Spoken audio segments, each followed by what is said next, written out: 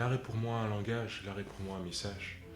Un message qui décrit ce que l'artiste pense, ou ce que l'artiste a vécu ou veut vivre. Aucun de nous n'est épargné par cette obsession de vouloir, ou ce désir de vouloir créer, de vouloir démontrer. Comme le disait Léonard de Vinci, le plaisir le plus noble est la joie de comprendre. Comprendre quoi? Comprendre ce qu'on saisit par inspiration et que l'on veut démontrer par une œuvre d'art.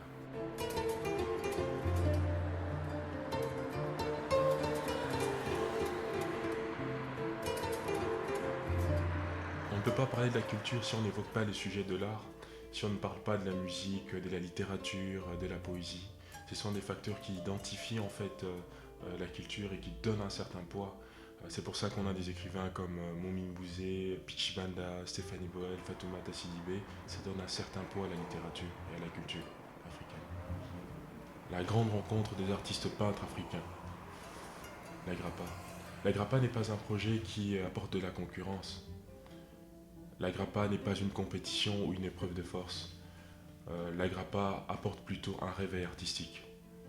Un vent des silences s'était abattu sur l'art africain et avait engendré un chaos pendant plusieurs années. Il n'y avait plus d'expositions innovantes, il n'y avait plus d'événements culturels enrichissants, il n'y avait plus de visibilité pour les artistes, il n'y avait plus de notoriété, tout était sombre et lugubre.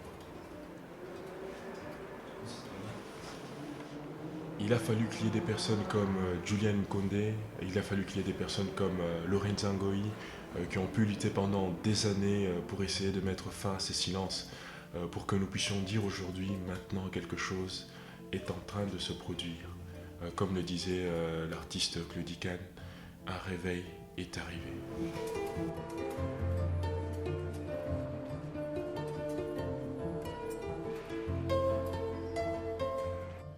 La Grappa est là pour valoriser tous les efforts que les artistes ont pu faire avant moi.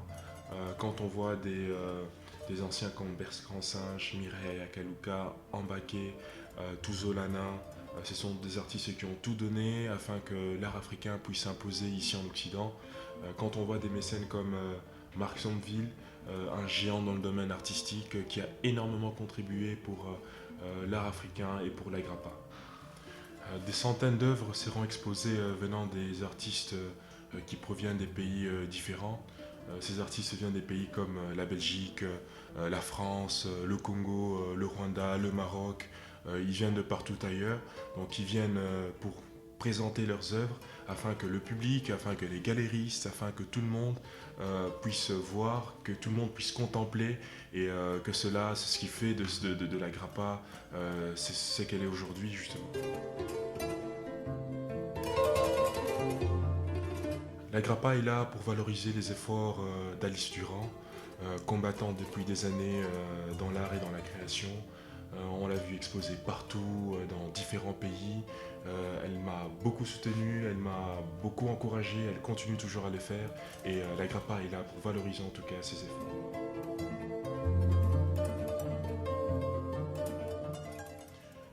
Une conférence aura lieu le deuxième jour de l'événement, le samedi 13 à partir de 14 heures. Cette conférence aura pour but de permettre aux artistes d'expliquer leur carrière, leur parcours artistique, leur cheminement, comment est-ce qu'ils ont pu faire pour arriver là où ils en sont aujourd'hui.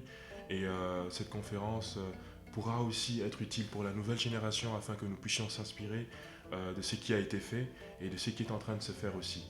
Le grand rendez-vous des artistes est là. Les artistes seront présents, les artistes seront présentés et le réveil est arrivé.